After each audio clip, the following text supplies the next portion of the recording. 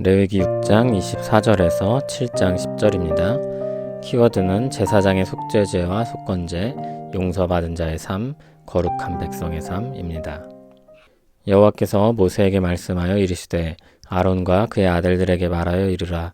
속죄제의 규례는 이러하니라. 속죄제 제물은 지극히 거룩하니 여호와 앞 번제물을 잡는 곳에서 그 속죄제 제물을 잡을 것이요 죄를 위하여 제사 드리는 제사장이 그것을 먹되 곧 회막들 거룩한 곳에서 먹을 것이며 그 고기에 접촉하는 모든 자는 거룩할 것이며 그 피가 어떤 옷에든지 묻었으면 묻은 그것을 거룩한 곳에서 빨 것이요 그 고기를 토기에 삶았으면 그 그릇을 깨뜨릴 것이요 유기에 삶았으면 그 그릇을 닦고 물에 씻을 것이며 제사장인 남자는 모두 그것을 먹을지니 그것은 지극히 거룩하니라. 그러나 피를 가지고 회막에 들어가 성소에서 속죄하게 한 속죄제 제물의 고기는 먹지 못할지니 불사를 지니라. 속건제의 규례는 이러하니라. 이는 지극히 거룩하니 번제물을 잡는 곳에서 속건제의 번제물을 잡을 것이요 제사장은 그 피를 제단 사방에 뿌릴 것이며 그 기름을 모두 들이되 곧 그 기름진 꼬리와 내장에 덮인 기름과 두 콩팥과 그 위에 기름 곧 허리 쪽에 있는 것과 간에 덮인 꺼풀을 콩팥과 함께 떼어내고 제사장은 그것을 다 제단 위에서 불살라 여호와께 화제로 드릴 것이니 이는 속건제니라. 제사장인 남자는 모두 그것을 먹되 거룩한 곳에서 먹을지니라. 그것은 지극히 거룩하니라. 속죄제와 속건제는 규례가 같으니 그 제물은 속죄하는 제사장에게로 돌아갈 것이요 사람을 위하여 번제를 드리는 제사장 곧 그 제사장은 그 드린 번제물의 가죽을 자기가 가질 것이며 화덕에 구운 소제물과 냄비에나 철판에서 만든 소제물은 모두 그 드린 제사장에게로 돌아갈 것이니 소제물은 기름 섞은 것이나 마른 것이나 모두 아론의 모든 자손이 균등하게 분배할 것이니라. 아멘. 오늘은 제사장의 관점에서 보는 속죄제와 속건제입니다. 성경은 사람이 지은 죄에 대해서 자세하게 여러 차례 말씀합니다. 그런데 거기까지만 말한다면 너무나도 괴로울 것입니다.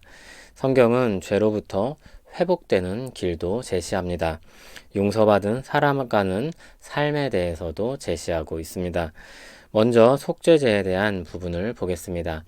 제사장은 속죄제물로 가져온 것을 번제물 잡는 곳에서 잡았습니다. 25절을 보면 번제물 잡는 곳을 가리켜서 여호와 앞이라고 하였습니다. 하나님 앞에서 이루어지는 일입니다. 26절에는 속죄 제물로 드려진 고기를 회막들 거룩한 곳에서 먹으라고 했습니다. 이 역시 하나님 앞에서 이루어지는 것입니다. 그리고 속죄 제물을 가져온 사람 앞에서 이루어진 것이기도 합니다. 이 의식은 하나님 앞에 드려진 제사가 받아들여졌으며 용서되었음을 말해주고 있습니다. 속죄제물로 드려진 고기에 접촉하는 모든 자가 거룩하다고 했는데 하나님께 드려졌고 하나님이 주신 것이기 때문입니다. 한편 옷에 피가 묻었으면 빨도록 했습니다. 또 고기를 토기에 삶았으면 그릇을 깨도록 하였습니다. 유기에 삶았을 경우는 그릇을 닦고 씻도록 했습니다. 이러한 행위들은 피를 제거하는 데 목적이 있습니다. 옷은 빨면 피를 씻어낼 수 있고 유기도 닦고 씻으면 괜찮습니다. 그러나 토기는 피가 스며들었을 것이기 때문에 깨뜨려서 버리는 것입니다. 제사를 수행한 제사장이 먹고 남은 고기는 다른 제사장들이 먹었습니다. 30절에는 회막에 들어가 성소에서 속죄하게 한 속죄제 제물의 고기는 불사르도록 했습니다. 회막에 들어간 속죄 제물이 어떤 경우였습니까? 제사장이나 온 회중의 제사를 위해서 드려졌던 제물이었습니다. 그 경우 남은 고기는 모두 불사르도록 했습니다. 이 속죄제에 대한 설명에서 강조되는 것은 속죄제물이 필요한 곳에서만 구별하여 사용되도록 세세하게 지침을 주고 있다는 것입니다.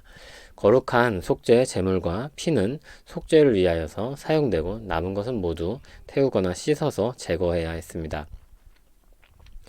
7장은 속건제에 대한 부분입니다. 앞에서 설명한 속건제에 대한 설명은 제의 절차를 말하고 있지 않은데 그것을 여기서 보충하고 있습니다.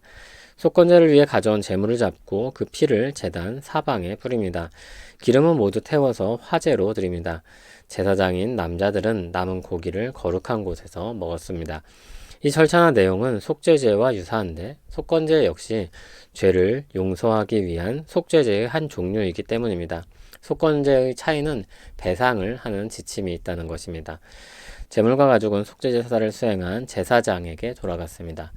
화덕에 구운 소제물, 철판에서 만든 소제물 등도 제사를 수행한 제사장에게 돌아갔습니다. 여기 소제물이 나오는 이유는 속죄제의 경우처럼 짐승으로 드릴 수 없이 가난한 사람이 소제로 드릴 수 있는 방법이 있었기 때문입니다. 10절을 보면 제사로 드려지지 않은 소제물들은 제사장들에게 균등하게 배분되었습니다. 자기 죄를 깨닫고 용서를 구하기 위해 속죄제나 속건제를 드리는 사람들이 있었다면 그것을 위해 섬기는 제사장도 있었습니다. 제사장은 하나님이 용서하신다는 것을 드러내고 그 사람이 평안히 돌아가 살 수 있도록 섬겼습니다. 그들의 죄를 대신 진 제물이 그들 눈앞에 피 흘려 죽음으로 자신에게 내려질 형벌이 제물에 내려졌음을 분명하게 보게 됩니다.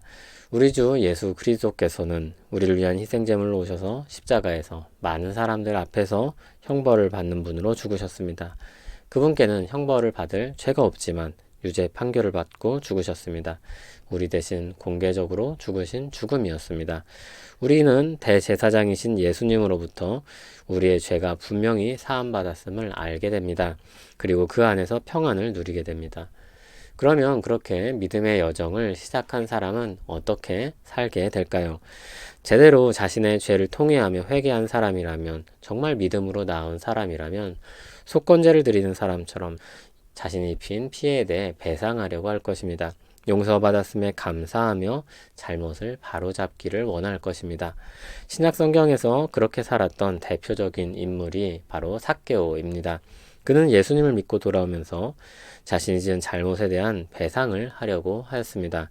그는 자신의 잘못을 과거 일로 덮어두지 않았습니다. 오히려 율법에서 제시한 것보다도 더 많이 배상을 하려고 애썼습니다. 그는 예수님으로부터 자비와 환대를 받으면서 하나님의 자비와 긍휼을 깊이 느꼈습니다. 그리고 그는 자기의 잘못을 바로잡고 자비를 받은 사람처럼 자비로운 사람으로 사는 첫 걸음을 내디딘 것입니다. 우리는 예수 그리스도 안에서 거룩한 하나님 나라 백성으로 부름받았습니다. 만일 은혜로 시작하지 않았다면 우리는 시작조차 하지 못했을 것입니다. 주님이 우리를 대신하여 죽으심으로 우리 형벌을 대신 받으시고 우리가 죄에 대해서 깨끗한 사람이 되게 하셨습니다. 그리고 하나님 나라 백성으로 살도록 부르셨습니다. 이 사실을, 이 은혜를 아는 사람마다 삭개오처럼 살지 않을 수 없습니다. 주님의 백성으로 살기 시작합니다. 요한일서 3장 3절을 보면 주를 향하여 이 소망을 가진 자마다 그의 깨끗하심과 같이 자기를 깨끗하게 하느니라고 했습니다. 비록 시작에 불과한 출발점에는, 그리고 과정에는 서투르기 때문에 시행착오도 많고 어색할 수 있습니다. 그러나 주님의 사랑으로부터 우리는 계속해서 배우고 인도함을 받으면서 주님의 백성답게 자라갈 것입니다. 삭개오가 회심했을 때 많은 사람들이 기뻐하고 감사하지 않았을까요? 와, 정말 삭개오가 회심을 하다니, 삭개오가 저런 자비를 베풀다니, 하나님 나라의 아름다움과 자비로움이 나타나지 않았을까요? 하나님의 자비와 사랑을 많은 사람들이 느끼고 경험하지 않았을까요? 만일 삭개오가 두 사람이었다면 어땠을까요? 만일 삭개오 같은 교회가 있었다면 어땠을까요? 또 한 사람의 삭개오가 되어서 우리도 하나님의 자비와 사랑을 나타내면서 살아가기를 소원합니다. 우리를 모든 죄에서 건지시는 주님의 십자가 은혜를 기억하고 감사하며 찬양합니다. 죄에 대해 죽은 자로 살게 하시고 자기 잘못을 바로잡고 선한 길로 나아가게 하옵소서. 그 길을 가로막는 자존심과 고집과 욕심을 내려놓게 하시고 그 선하고 복된 길로 나아가게 하옵소서. 주님의 뒤를 따르는 주님의 제자답게 살게 하옵소서. 예수님 이름으로 기도합니다. 아멘.